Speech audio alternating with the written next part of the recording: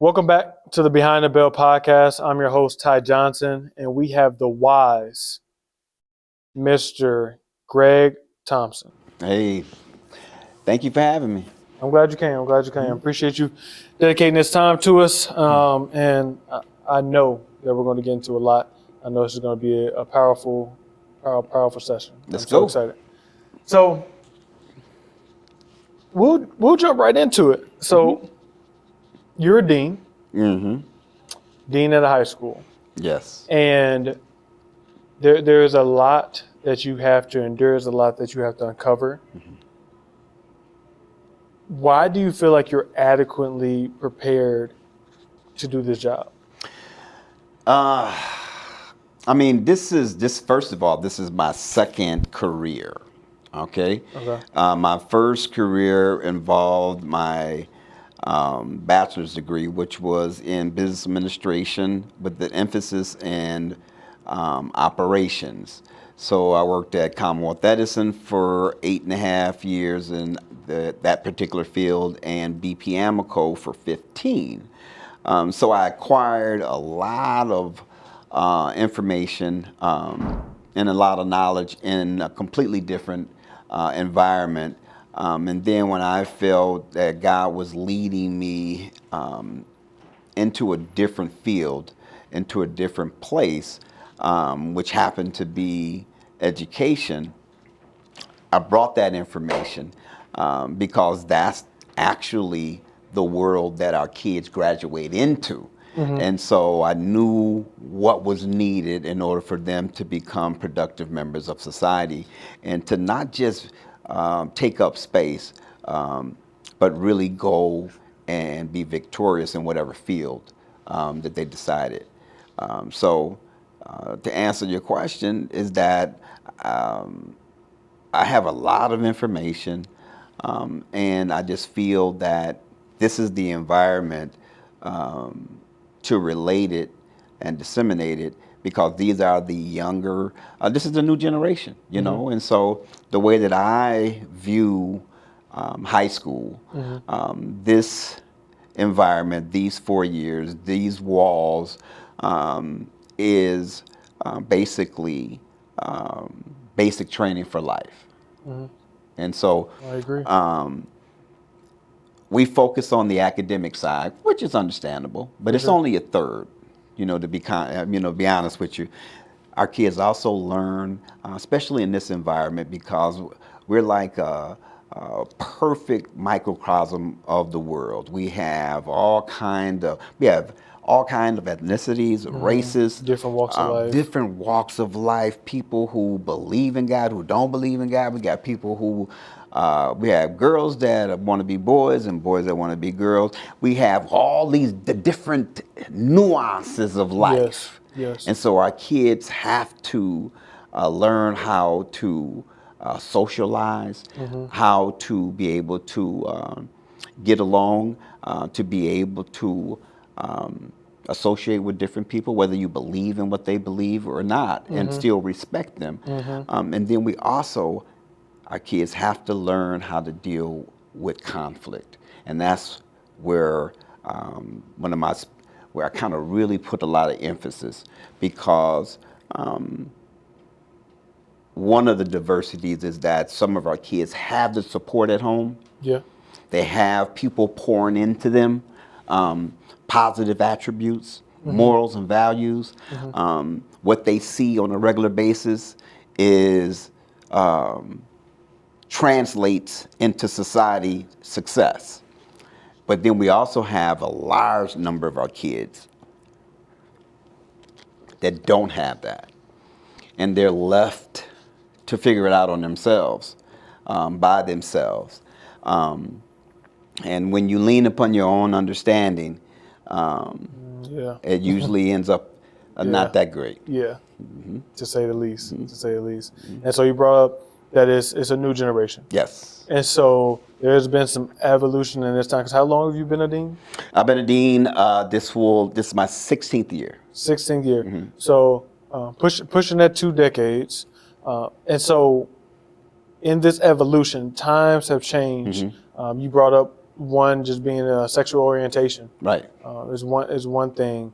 Religion is becoming a bigger thing. What people practice, different races, ethnicities. How have you been able to adapt and still be successful as you embark on year 16, pushing 17? How do you continue to keep pushing through and essentially, or ultimately, I should say, providing to the kids and giving to the kids and serving them? By keeping them first. I mean, all of my decisions, for one, I try to sift it through my filter, which is the Word of God, the Lord Jesus Christ, His Word, and that's my filter first.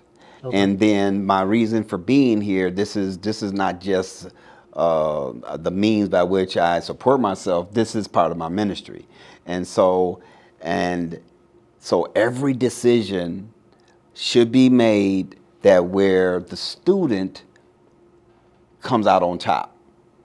Not so a lot of the decisions that I make doesn't benefit me, and so I think that is how I've been able to keep out my personal beliefs, and still be able to minister or to help a student so that they can achieve, And so I do not discriminate whatsoever. I don't care if I'm speaking to a young man that his sexual orientation, now he wants to be called transition, Yeah. and if I mess that up, I apologize immediately, and we move forward.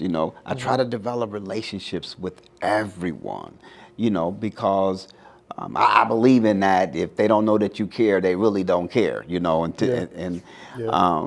and so it's not just about me being the dean and automatically your mind shifts to discipline. That's just a piece of my job, and I think again, I'm not the end and all be all, but I think I do my job well. For And sure. I try to increase my knowledge and continue to do better each and every day. How can I be better? How can I better bless these kids and be and then that honors God for me. And then that's blessings for me and my family. So and I actually love my job. So I'm serious. I mean, I haven't worked in 21 years.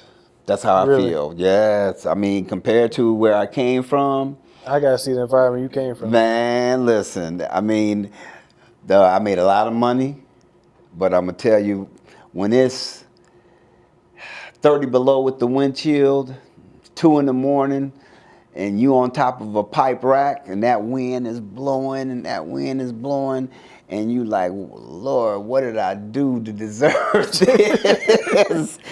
And compared to me being here and dealing with a student that obviously got some issues, and man, come on. I mean, hey.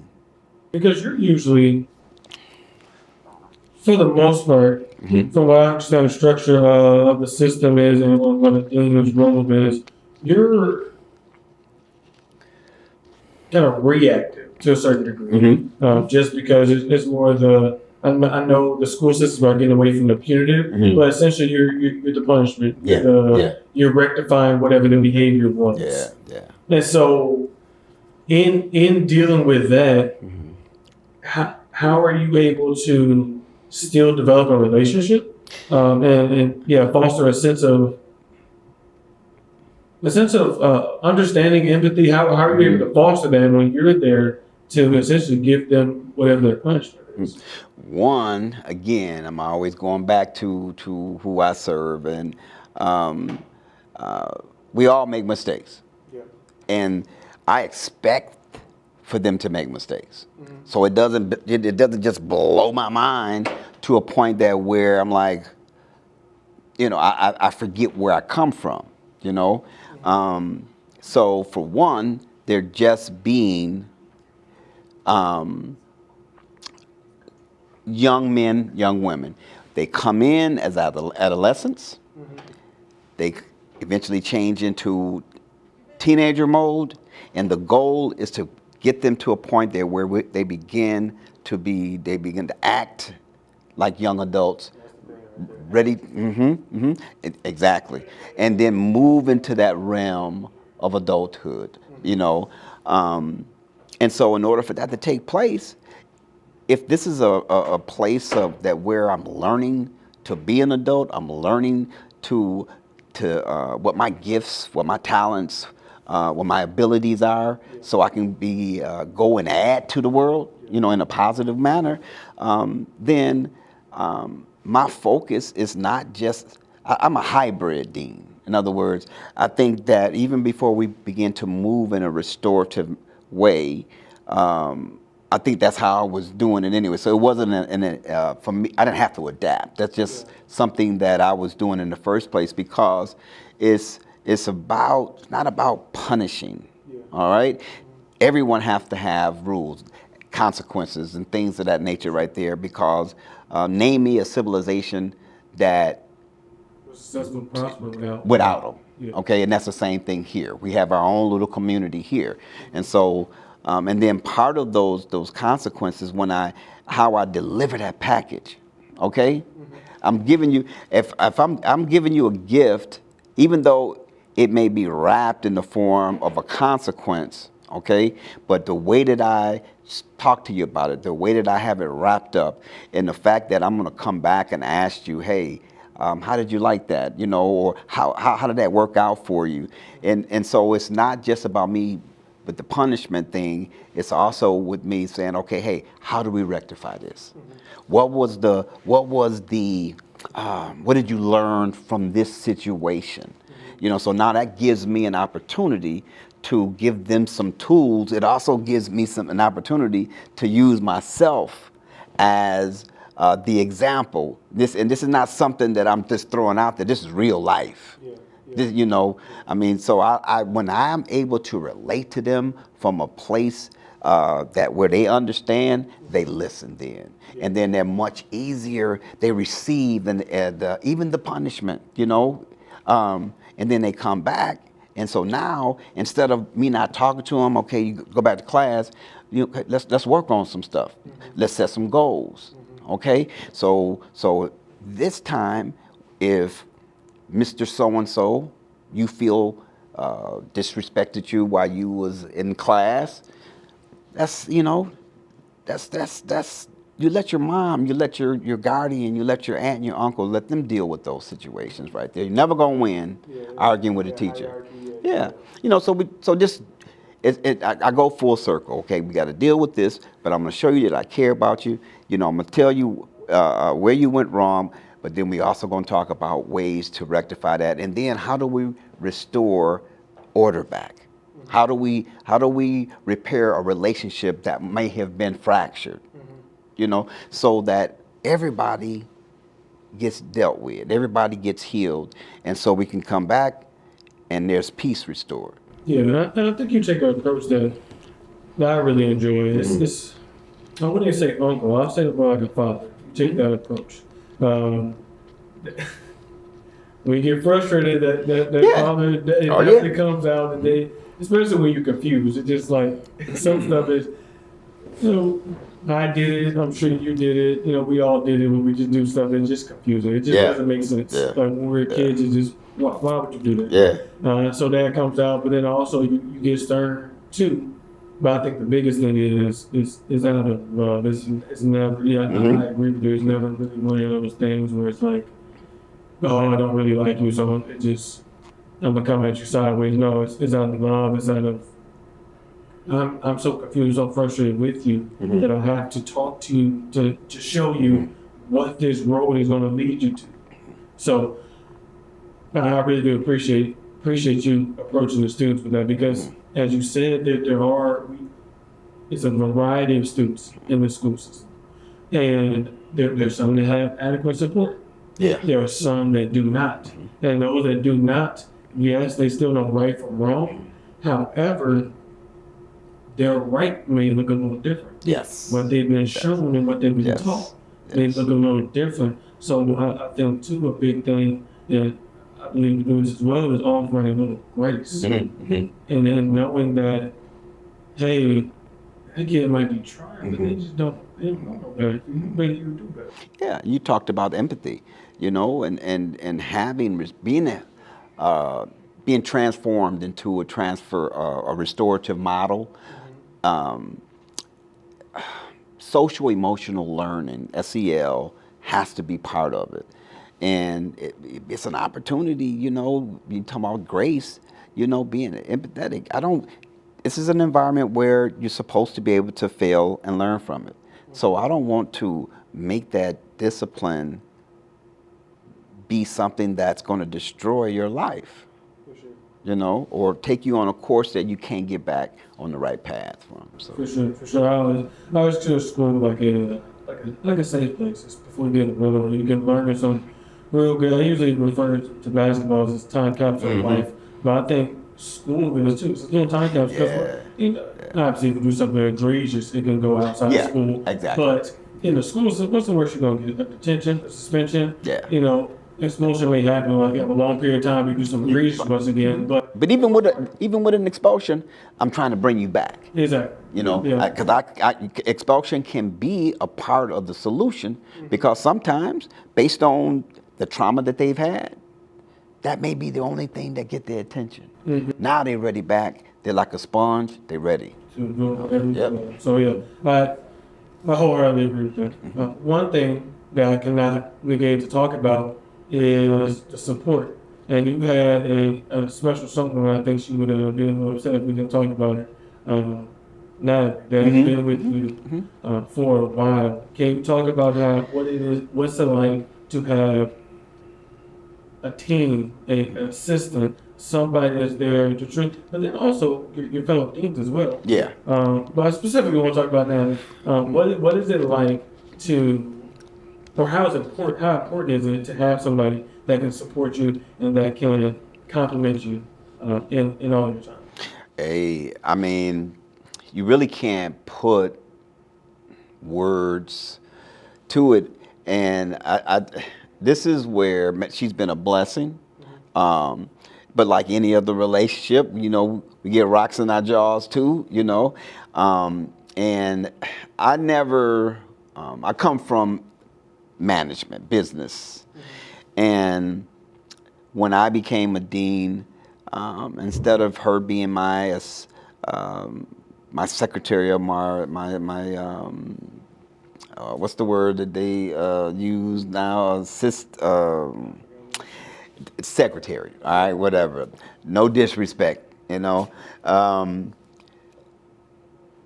Immediately, I wanted her to be, to take ownership and to field that she was a part of something bigger than themselves and than ourselves, So it was like, hey, look.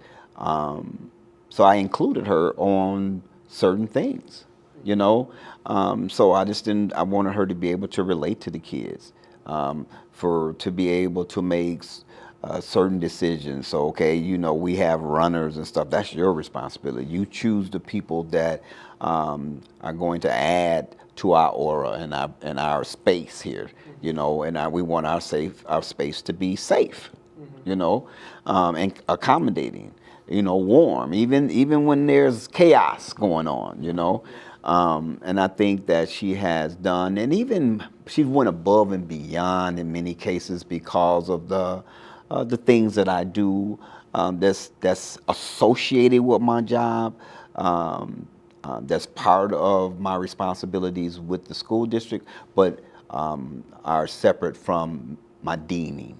And she's been more than helpful to run off copies, type up stuff, make sure that I've got certain areas of the school scheduled for when I'm dealing with some of my mentorship kids and problem-solving circles, and that's not her job. She don't have to do that, But she volunteers, and she buys all the candy and different stuff and little treats and different things that she knows that I like. She kind of takes care of me in those areas that, because when you're a dean, you don't have a lunch period, even though from a contractual standpoint you get a lunch. But if you're a real dean, you got to eat on the run. You got to eat on the run. Now, I'm not being disrespectful to those who take their lunch. All right, take your lunch. Just but here in this environment, it never stops. Somebody always needs you, needs something. I mean, even if it's just a word of encouragement, So, but yes, she's been a blessing. And then, can you touch on a little bit too? What is it like? How is it beneficial to have just a good support one environment in general, so whether it be your direct report, your counterparts, your peers, what does it mean to have that? It's a lot, We're made for each other, all right? And what do we used to do?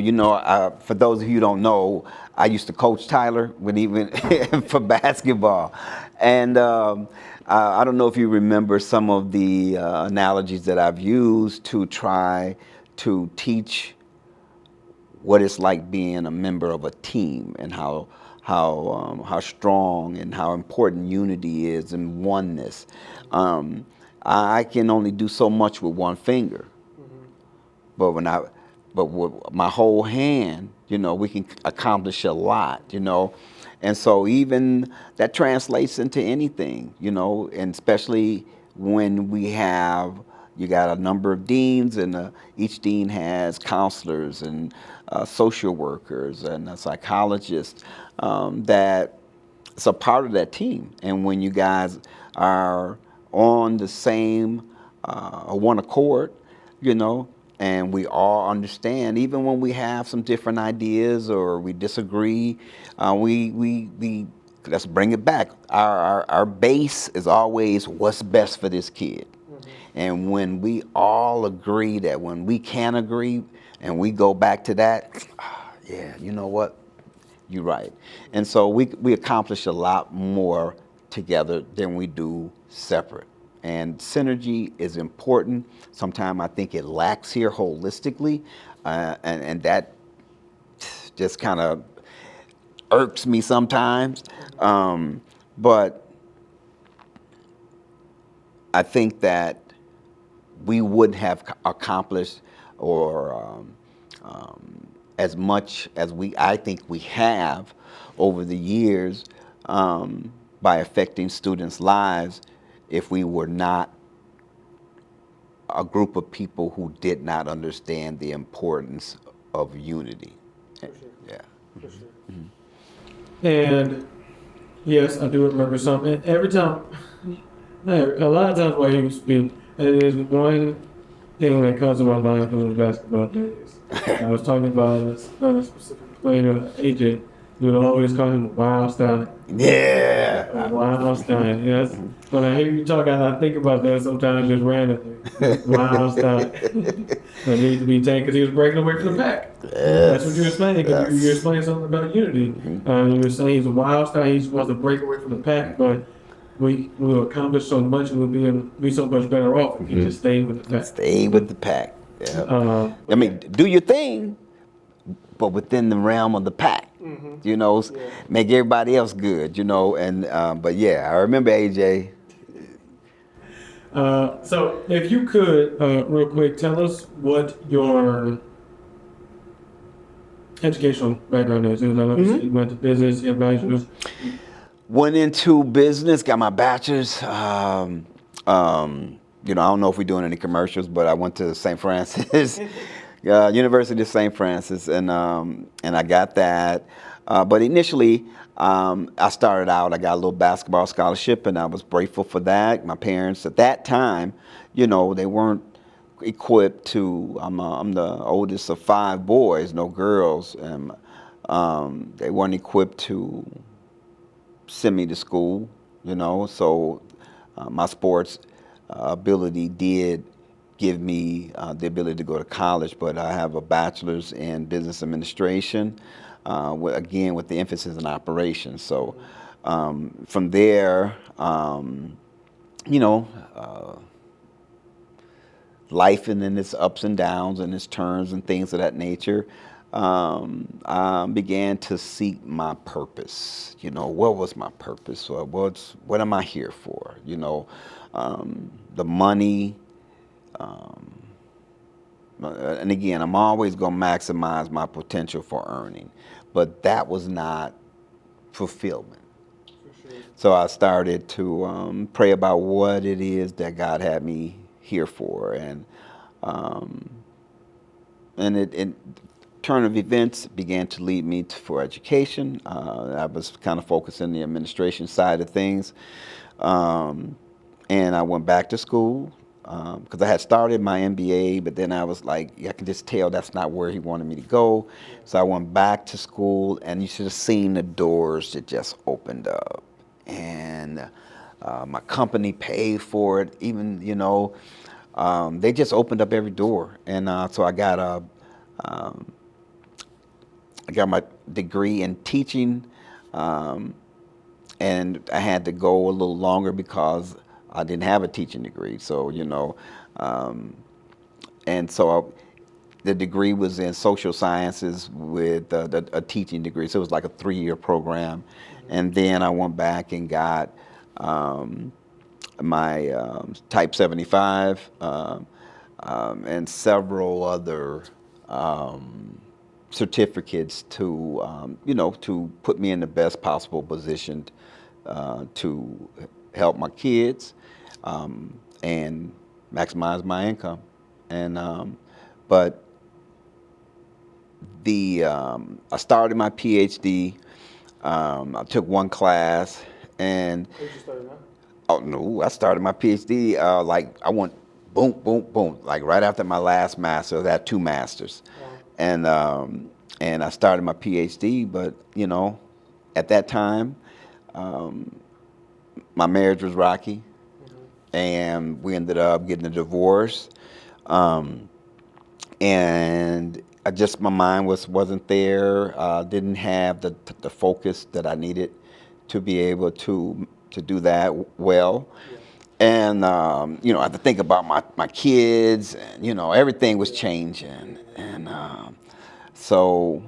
but that's my education. So I basically have I'm a double master's person. So Double masters or get that done.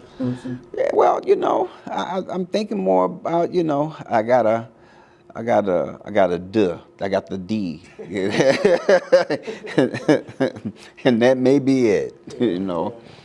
So we talked about some of the accomplishments you had as far as your academics, and so you have your Type 75, which is the principal's endorsement now. And I am very curious to know. I know you were looking for more, but I know you're near retirement. Are you Transition. I don't use the word retirement. Okay, transition. Transition to do something else. To do something else. So it sounds like you won't be stopping. No. So is there anything that you're looking to rotate into, whether it's in the academic setting or outside? Yeah, actually, to be honest with you, my main focus now is getting as far as outside of my family, my relationship with God, because I spend time at church and helping and doing things there. I do some teaching there, and Bible study and Sunday school. And I also have my license as a minister. But I'm thinking seriously about doing some consulting. I haven't made up my mind. Do I want to start my own through an LLC, or do I want to work for someone else? That I would like to. I got a few ideas as far as for books to write. I would like to begin those things and have those things in play my last 4 years. So that's where we're at now. So yeah, I don't believe in. I haven't seen the word. I told you what my filter, where I go to. I don't talk about They don't talk about retirement in the Bible. Just transition. Spend more time. I'll have more control of my time. For sure. Yeah. For sure. Yeah. And that's I think a lot of people's ultimate goal. Just to be in control Mm-hmm. of your own time, to be able to kind of get up and do things at your own will, Right. which can be to some people's detriment, because then if you don't have an obligation to get up, are you going to get up and do something? Right. So, Exactly. but in saying that, I want to roll into something that we talked about a little bit before, Mm-hmm. and some of your extracurriculars. So I want to start with basketball. Yeah. So you used to coach basketball. Mm-hmm. What can you tell us a little bit about that journey and how long you did it for? I did it for 22 years. Oh, okay. Total 8 years high school. 8 years in high school, and long enough to make sure my son had transitioned into the position that I left. Mm-hmm. Love it. Basketball is my sport. I think I was a point guard, so I see the game differently. Mm-hmm. And I think that becoming a coach was a natural progression. Loved it. I got as high as the sophomore coach. I did have aspirations at some point to move into or try the varsity coaching level, but then I realized that my desires and where God I felt was moving me didn't include that. It was Okay. just too Yeah. much time. Yes. But I still wanted to stay connected to some extent. So now I just kind of watch it, but then I try to encourage the players at the school. Mm-hmm. I don't go against what their coaches are telling them Yeah. or anything. But if I have a relationship with them and those that know I actually played and respect that, Mm-hmm. they'll ask me different things. What do you think about this? Yeah. You see, things of that nature. So that's kind of where I coach now. It's kind of transitioning into like a life coach / whatever. Yeah. So, but yeah. And so you're saying how you didn't feel like you were pulled in that direction, and you actually allow that time to be filled with something else, still school related. Yes. So can you talk about problem solving circles, what that is, and what you do within that environment, Yeah. which I guess ties to your dean role too. Yeah, exactly. Right around that time when I could just feel that, okay, there was a shifting going on in my life. Mm-hmm. I was asked by the principal at the time, from Joliet West, if I was interested in attending a summer workshop. It was a 4-day workshop on restorative practices. And so I did. I attended it. And I was like, I'm already doing this, And so what actually occurred was we were doing the deep dive of our discipline data, and the data showed that there was, most of them, even though the minorities are the lesser group here, we by far exceeded and the discipline that was being issued, and the students that were being expelled were probably 98% Hispanic or African American. Now I'm here, I'm in this spot now. When I was on the outside as a parent, looking in, I was part of the, the group that was like, they mistreating our kids, they're doing this, and blah, blah, blah, blah. And now I'm on the inside. Now, obviously, I can see where there's areas where it's not right, but for the most part, the people that are being expelled, placed on behavior warning, deserve it. It's justified. It's justified. Yeah.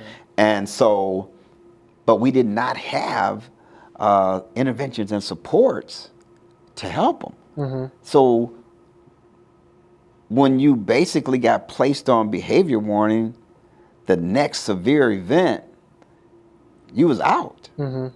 And that just didn't sit well. And so we talked about it, and we started the problem solving circles. That was 13 years ago. And then the superintendent asked me if I would champion that cause, and she basically gave me all autonomy, put it together. That wasn't 13 years ago, was it? 13 years ago, man. 13, January would be 13 years.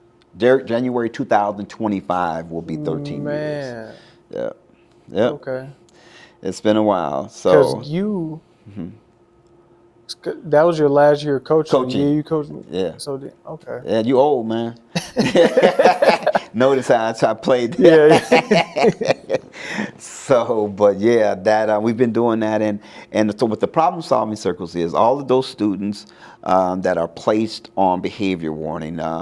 What's what we call it now? Back in the day, it was expulsion warning. You know, and that's what it is. Yeah. You basically got one foot out the door. There was nothing there to help them kids. You know, and so problem solving circles, once you're placed, you're able to come along with the parent because I believe I used to have a tricycle model in my mind on how I understand education and how it worked, but now it's more of a forerunner. Okay. Every wheel represent one member of those that what's the what you call them stakeholders. Okay. Okay, so we actually have the students. We also have the school representative, which was myself. Yeah. Parent or guardian has to be a part of this, and then we have a member of the community. You know, and so all those make up volunteers, and our whole objective is to get to the root of the issue. So we meet 4 times, an hour after school. We either do it on Zoom or in person, and every member has to be a part of it. And what we ended up doing is it's been so successful is so we're dealing with the issue. We get into the root of it as opposed to dealing with the outward manifestation. Yeah. You know, fighting, someone getting high. You know, that behavior is caused by something, and we didn't have anything in place that was digging deep. Yep. And so we started doing that, and we started getting to the root of some issues. Now, okay, we got to the root. We didn't have no support. So now what are we gonna do? You know, and so we started partnering with the community even more, and thinking outside the box so we can get them the help that they need.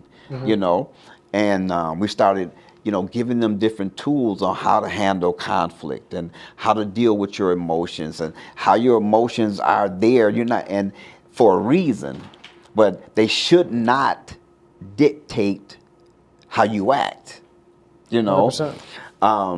And that's just teaching, because that's what we do here, right? Yeah. Preparing them for life, you know, and it's been very successful. A lot of our kids have, you know, because of some of the volunteers, maybe business owners in the community, and they come, they talk about their experience, their strength, their hope, and when they can see that they're not alone, you know, I'm able to talk, because one of the main issues that we have in school today is drugs, vaping. For sure. For sure. And I talk about my experience. I'm able to talk about my brother's experience. You know, as I used to call myself recovering addict, but you know, as I've gotten deeper in my faith, though I consider myself a part of the recovery community, I no longer refer myself as that, as a new creature in Christ. But I'm able to talk to them and let them know that I started off smoking a joint, you know, drinking a beer, and it became a gateway to cocaine. You know, people call it crack. It was freebase back then, but you know, the synthetic stuff that even heightens the addiction even more. I wasn't, you know, into that, but it morphed into that. But the issue was, I almost destroyed my life. You know, I talked about being married for 18 and a half years. That contributed to the divorce, you know. Yeah. I probably would have my doctorate Yeah. right now, even with the 2 masters. But there was a period of 5, 6, 7 years of, are you gonna give in? Are you gonna fight? Are you gonna do it? You know, whatever. So, and that was, you know, it took me 11 weeks after being introduced to the drug of choice at the time, which was cocaine, to be in my first treatment center. Just 11 weeks. And from that point on, it escalated to losing a job, a marriage.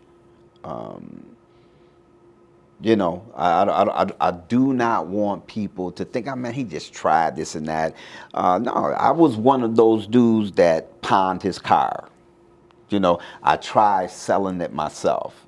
You know, though I consider myself a good business person, when you are eating all your candy up and you're supposed to be selling candy, Yeah. you know, I was doing that with my own stuff. You know, I surrounded myself with the wrong people. Not blaming them because they had issues themselves. And the reason I did that was because I had issues. I had some daddy issues that I had to deal with. I had my dad in my house all my life, and my mom, you know. But we didn't see eye to eye on a lot of things. And sometimes we stuff stuff, and we think, man, you know what? Skip all that. I'm just gonna do me. Yeah. And that thing is still there. It's festering. And it's just a matter of time. It's going to show its ugly head In some way. some kind of way.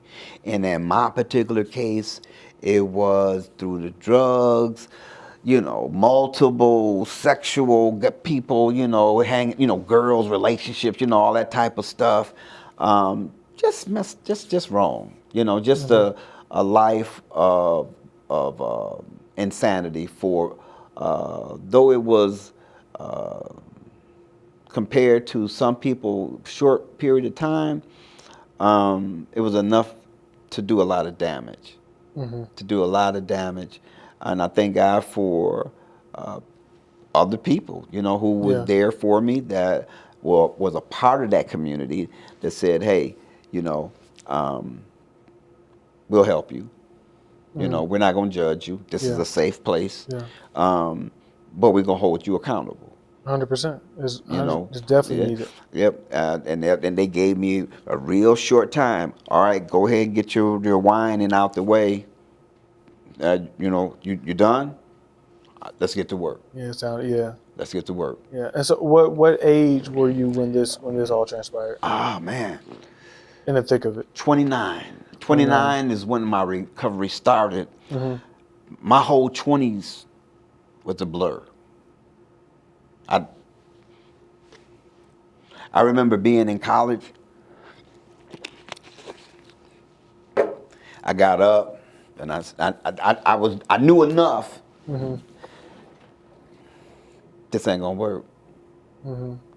I got to get myself together. You know, I can't focus.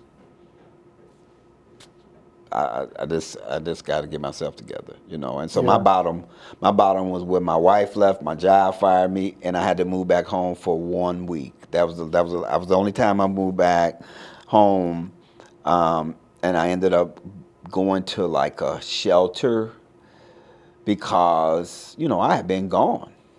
Home had changed. Yeah. I didn't have my room waiting for me. There's 5 boys in a 3 bungalow. Yeah. Well, I said, son, you can come back. You got nowhere to go. You got nowhere to go. You get you a pallet. Get in where you fit in. Get in where you fit in, bro. So I was like, Dad, can you front me such and such so I can just kind of get myself together? He said, sure, son. He said, but you got to figure it out. Figure it out. You know, he says, you ain't the only one that's don't come back from this. He said, so, and, you know, through the grace of God, he was there, you know, but he wasn't there enabling me. Yeah. You know, he see me take a step. he take a step. It wasn't the other way around. Yeah. You take a step, and then you follow after him. It's Faith without works. Yeah, it's dead. Yeah. But I have a brother that he's been struggling for 45 years, and he's still out there. Been to prison 6 times.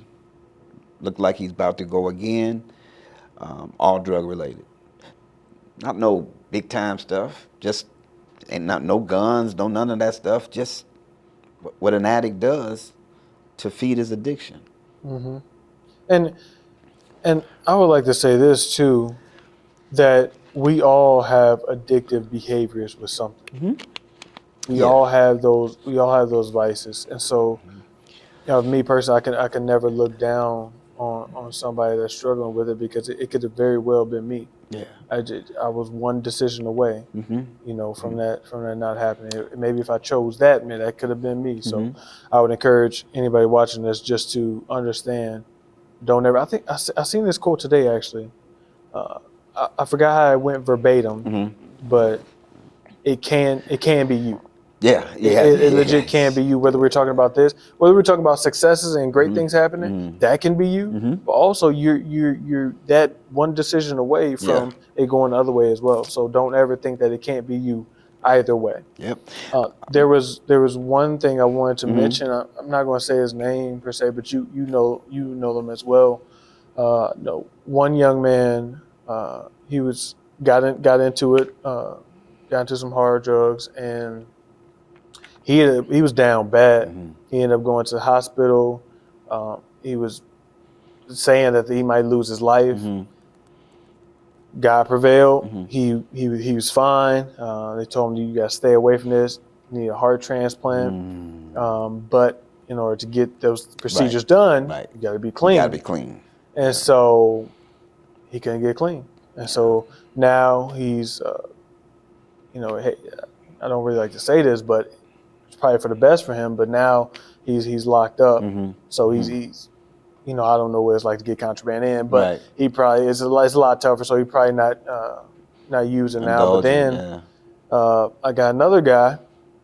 He's on it too. He's not the guy I grew up with. He's not the guy I grew up with, and it's sad to me, because that's my brother. Seeing him, he's come to my house just to hang out, and now like things aren't the same. Yeah. The only thing, through the grace of God, August 29th, I had 36 years. That I don't drink, I don't drug. If I do anything, I have a cigar from time to time with friends. But that's me, because you talked about the addictive behavior or the addictive personality, the excessive and compulsive need to do certain things. That's like I don't hang out at the bars or anything. If I go to a restaurant, or if I take a young lady out, that's cool. And if she wants to have a drink, that's her. I'm to that point where I don't that doesn't bother me. But I don't put myself in precarious situations. With the legalization of marijuana. I didn't really care for marijuana anyway, but I just don't like the smell and people being, all that stuff. But you'd be surprised that, being single, how many people do that stuff now, and that's a disqualification. I ain't really into that. But to help him is to pray for him, but listen to what God tells you, because sometimes He means for us to leave them alone, so they have to go to Him. That's a great point. And because we automatically think giving them a few dollars is gonna help when you see them out there holding the sign or whatever, and that may not be what He wants you to do. That might be more destructive. Yes, yeah, but sharing that has allowed a lot of kids to listen to me more about it. And when I tell them, that doesn't mean that you're gonna end up that way. I said, but why try? Why play Russian roulette with that thing? Yeah. There's nothing nice to battle back from. Nope. It took me 3 treatments a loss of job, a loss of a wife, almost the respect of my kids. But God is good, how He restores. And sometimes I just really just reflect on the fact that how blessed I am. And you know, it. So that's why I don't. I'm good. Some people may say, well, man, you got this, got that, you know, but yeah, for me, I'm good. So And that's a recurring theme. You yeah. keep on bringing up God, keep on bringing up the Most High. And I know a little while ago when we talked, I know you were giving a sermon. You're preaching that day. Do you preach on a regular basis? What is that aspect of your life looking like now? I attend a church called the Way Church of Joliet with Pastor Edward Winfrey Jr. Small size, we about 60, 70 regular members, you know, and he's a cool dude. I mean, he's like late 50s, but he's an itinerant pastor. He still works, you know, and as a minister with him as the shepherd of the church, I preach maybe 7, 8 times a year. You know, because there's other ministers there that are there to preach as well, and that's about good for me. We laugh a little bit because I'm pretty honest and transparent, you Yeah. know. And he'd be like, you know, you sure God haven't called you to be a pastor? I said, bro, I don't even like people like that. You know what I'm saying? You know, I said, you know, I love my kids, but I said, but dealing with grown-ups, I dealt with grown-ups for 22 years with at BP and this and that. I said, man, let me tell you something. Yeah, even today here, you know, no disrespect, y'all. I said, we don't have a kid problem. We have an adult problem. You know, that's you know, so, but nah, I'm gonna do what he tells me to do, even though sometimes it's a struggle with the Lord. You know, you know, when He pushes you out there, you know, and you find out later on, once you know took that step, that okay, this was the best thing. You know, and that's how it was me coming here from BP. You know, you making 120 at that time, which that's 20 years ago. But when I heard the call that it was time to do this, I had to step out in faith, and I was afraid. And that same year, my dad died suddenly. Was the year my wife said, she got up one morning and said, I don't want to do this no more. I did not see it coming. And I'm supposed to change careers and take a $57,000 cut in pay.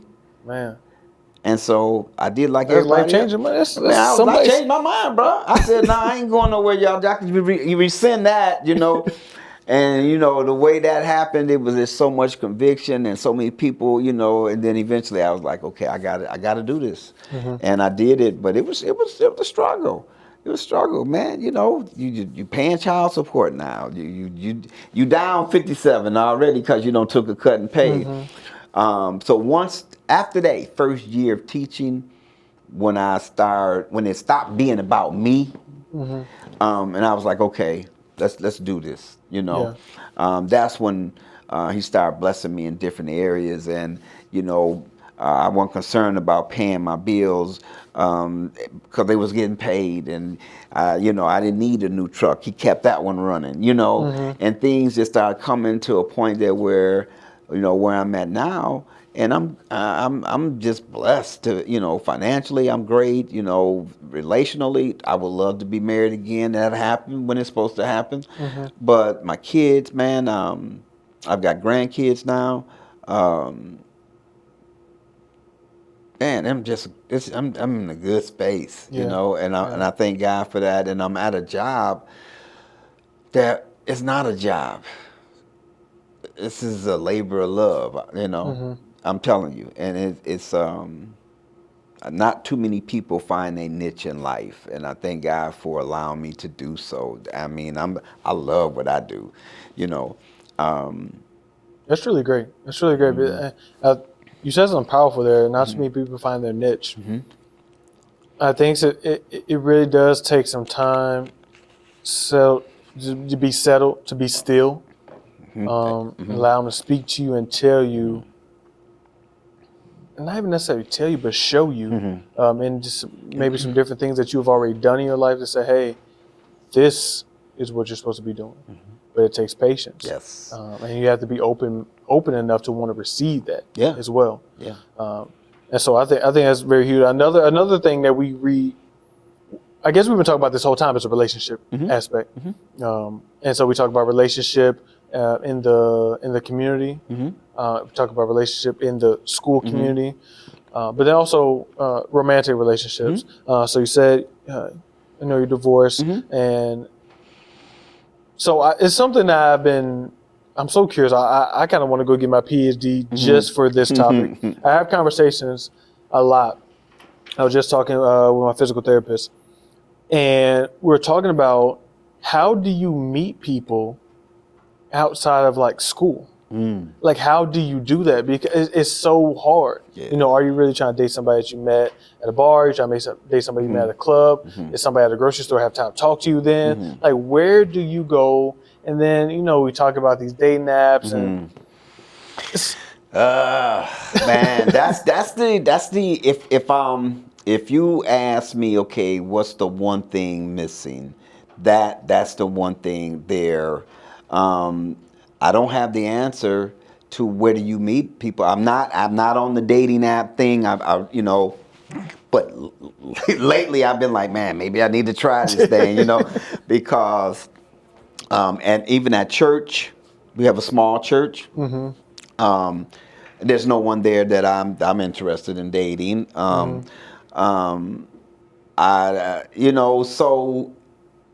I'm either here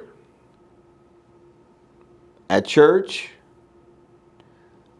grocery store. I actually did meet a young lady at the grocery store, and we ended up talking for a week, and we went out, and she actually was a teacher, and she was good people, but we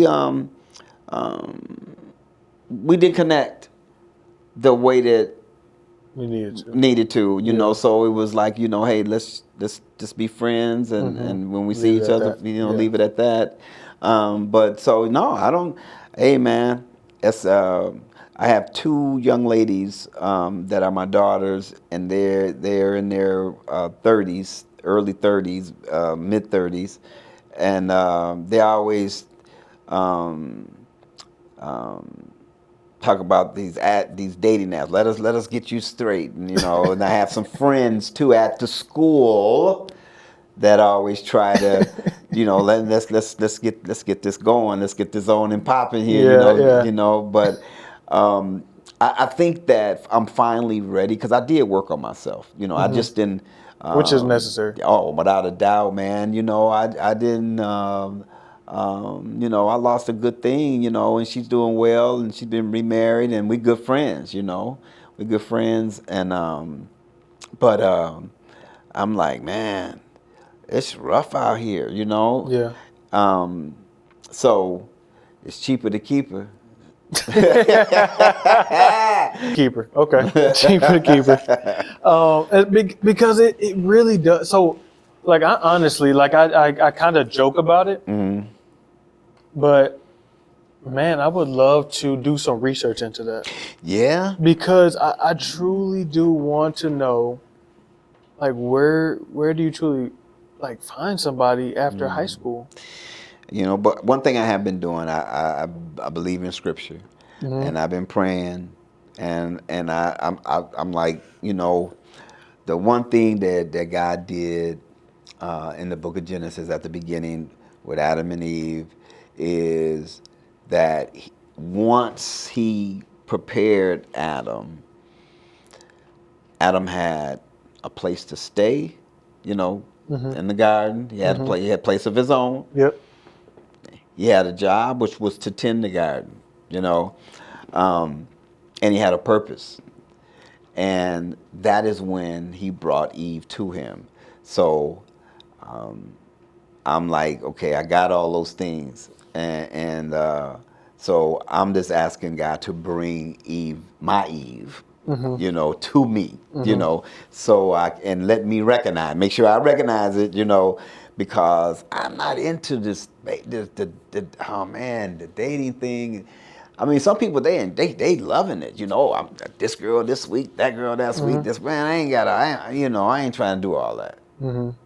I did all that when I was younger, and it was hectic and crazy then, and I'm not trying to do all that right now. I mean, I have kids, I have grandkids, and I'm trying to set the appropriate example, and I want to be a man of integrity, Sure. and so,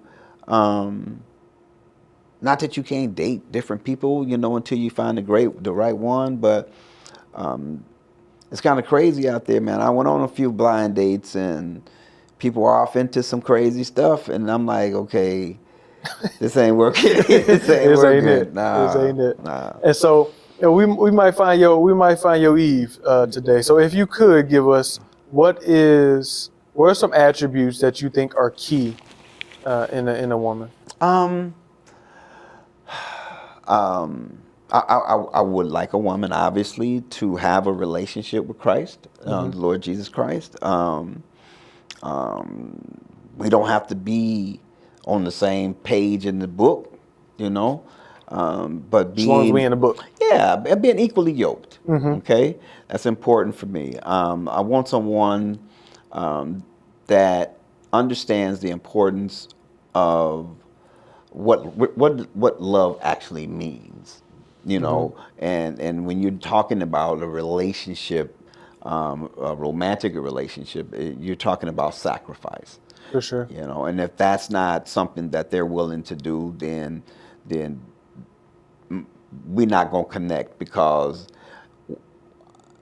Scripture says that love your wife as Christ loved the church and gave himself up for her. And so for me, now that doesn't mean that that's my role, but at the same time, I want someone that cares enough or loves me enough to where they see me.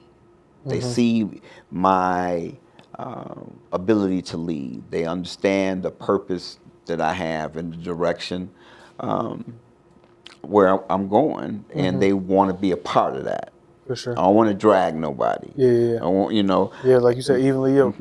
Yeah, and I want someone that's looking for a partner. Now in the past, do I want am I looking for somebody that don't want to work, that don't have a desire to be the best version of themselves each and every day? No, I'm not doing that. So it's real simple.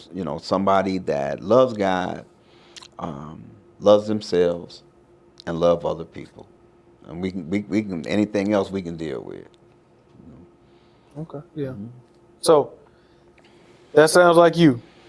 Please let me know, and I'll filter it over to Dean Thompson for. That's it. So I want to enter into another segment. It's just called the top three. So just three somewhat random questions, just to give a little more insight into you. And so we'll raffle them off real quick, and then you can just answer them in depth or as shallow as you would like to. So the first one is, what is your favorite dessert? I'm a donut dude. For dessert? I'm a donut dude. Straight up. You consider a donut dessert? Man.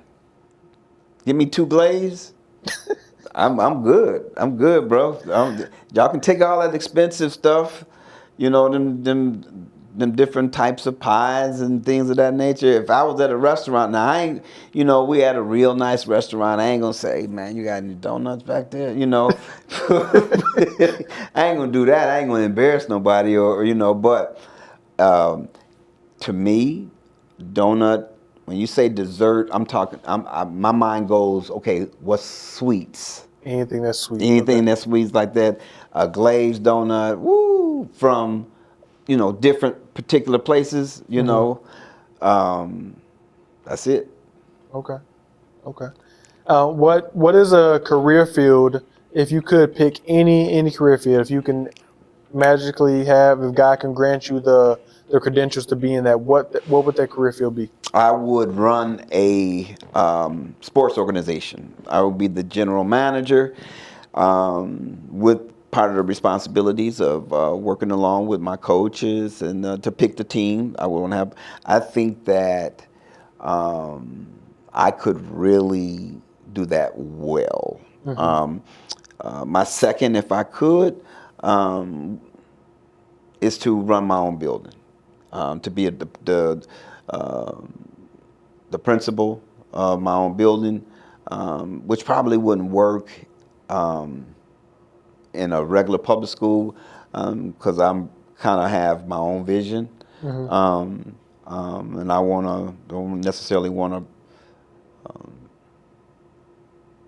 be force fed somebody else's. Yeah. So that probably would be a charter school that I actually started. Okay.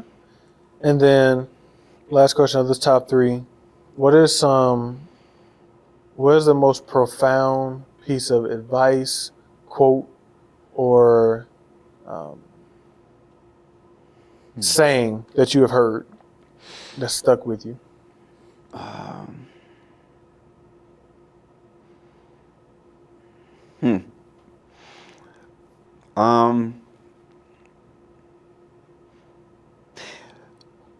When people show you who they are, Believe.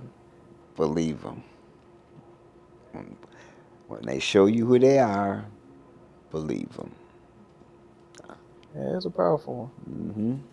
Yeah, it's a powerful one. Yeah, you definitely. Because if you don't believe them, Yeah, you're gonna have some issues. Yeah. Been there, done that. You know, cost me some time and some pain. But even in those situations, it's an opportunity to learn. 100%, Yeah. 100%. So, And so, this is a great interview. One more question I want to ask you though. With you being in this community so long, what are some spots that you like to go to? What are some, whether it be restaurants, shopping centers, wherever? What are some, or maybe some hidden spots? What are some places that you really enjoy? oh, you know, I'm like, I'm on the like the introverted side of the scale. Okay. I like to think myself as somewhat of a Renaissance man. So one of my spots that I really like going to is Barnes and Noble. You Okay. know, Plainfield Road. yeah, Plainfield Road. I go. Sometimes I do some studying. Sometimes I grab a book that I've been wanting to read, but that don't want to buy. Yeah. And because I like to change the atmosphere from my being at the crib. Sometimes, and so Barnes and Noble is a place that I really like going to. I am a person who shops.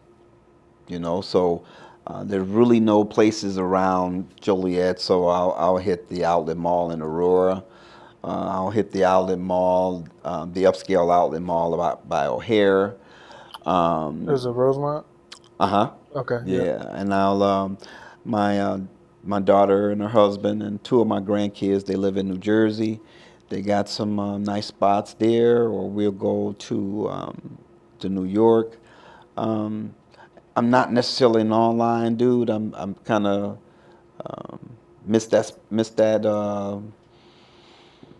I can do it, but I don't necessarily really do it too much. I like trying my stuff on, Yeah. and feeling the material and things of that nature. So, as far as restaurants, my favorite food. I love fish. I love stir fries. My daughter is a vegan, so I do indulge in some vegan dishes. Just indulge. You don't. I don't know. I'm not a vegan yet. You know, I got a call. You know, they've been trying. You know, but the rest. I mean, those. I mean, I'm not. The restaurants around Joliet is cool, like downtown Joliet. Yeah. Now, I like going down there and taking a date down there and sitting down and have a nice, the streets are kind of tore up right now. Yeah, it's kind of rough out there. But the best hamburgers are, just to have a hamburger is is it hamburger, is it a restore, it's on, what is it? You know what he's talking about, Mr. Justice? What is What's it? yes. Hamburger Saria. Yes, hamburger Saria. Things of that nature. I like those chicken tenders. I'm just talking about fast food restaurants now. Canes, Okay. I like that. I like that. But or I could just throw down myself. You could cook? Oh man, I had to learn. I had to learn when hey, when you got Miss Justice say otherwise. Yes, that's right. She's tasted some of my stuff, and she knows I can throw down. She said. I already got a name for my stuff, and it's gonna be G Choice Productions, and underneath that, there's gonna be meals and clothing and different things. G Choice. Look out for that coming soon. Yes. This was a great interview. So much insight, and we spent so much time on this. I meant to touch on Dev. I meant to touch on a lot of stuff, but there was so much baked into it. But that was great, though. It was great. It was so much that was baked into this thing, and I think it's going to be edifying. It's going to be edifying to a plethora of different communities. I think we encompass so much in this, whether it be spiritually, whether it be socially, academically. There's so many different ties that we had within this one episode. So I appreciate you for your time. Is there any way that we can support you? We being the community, myself, how can we support you in this time in your life, whether it be career, personally? How can we help you? I think you can never have enough people praying for you, and so continue to pray for our school, our community outside of here, and that praying for me if God places me on your heart, and more so than anything else, continue doing what you're doing. Stay on the path that He's placed you on, so that you can be His hands and His feet. What you're doing now, Sure. Yep, that's it. That's sound advice. Sound advice.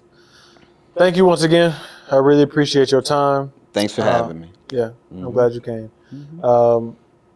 That's a wrap, folks. I hope you enjoyed this episode, and we'll catch you on the next one.